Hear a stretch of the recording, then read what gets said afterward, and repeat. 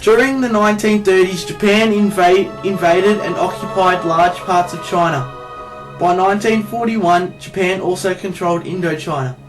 In December 1941, Japan bombed the Americans at Pearl Harbor and entered the Second World War. Within 10 weeks, Japan controlled Hong Kong, Malaya, Singapore and the Australian territory. Darwin, the largest town in the north of Australia, was a key defensive position against Japan. Australia developed Darwin's military ports and airfields. At the time, many Australians believed that the Japanese planned to invade Australia. However, the Japanese saw the airfield at Darwin as a threat to the bases in Indonesia. The Japanese plan was to wipe out as much of Australia and the Allied forces' air and sea defence so that the Australians and Allied forces could not plan a counterattack on the Japanese. They wanted to prevent the United States using it as an airbase. To keep the airfields out of action, the Japanese bombed Darwin 64 times between February 1942 and November 1943. The Darwin bombings is the worst wartime disaster on Australian soil.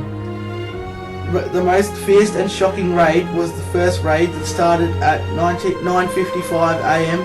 19th of February. 54 land bombers and 188 Japanese jet fighters that came from 4 aircraft carriers that were named Akagi, Kagahiru and Soru, bombed the harbour and the town.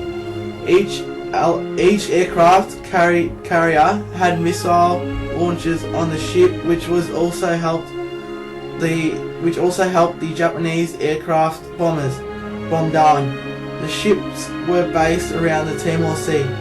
The missiles killed 252 soldiers and civilians, and 350 to 400 were severely wounded.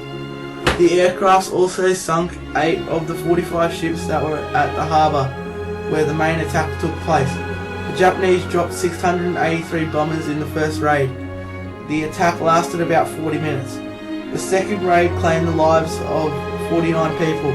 2 hours later, they bombed the airport and the other airfields, including the Royal Australian Air Force Base in Parappa.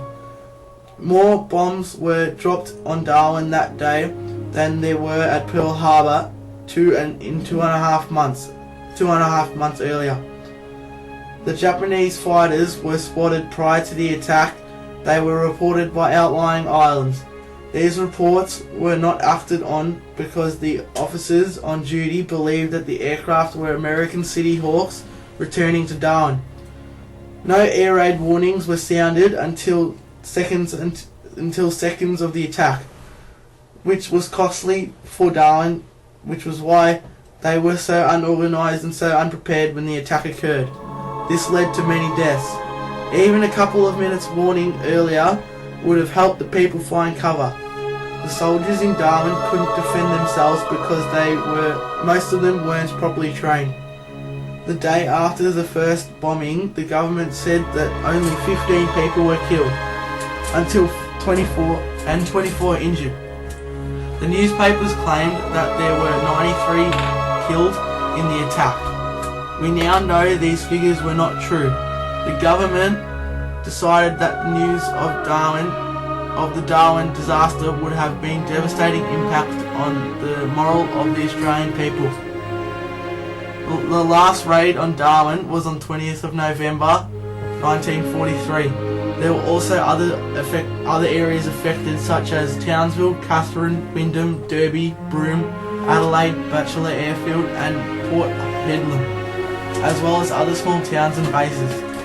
This year marks the 70th anniversary of the Darwin bombings. The Darwin bombings are more recognised today because it has taken many decades for the true impact of the Darwin bombings to be acknowledged.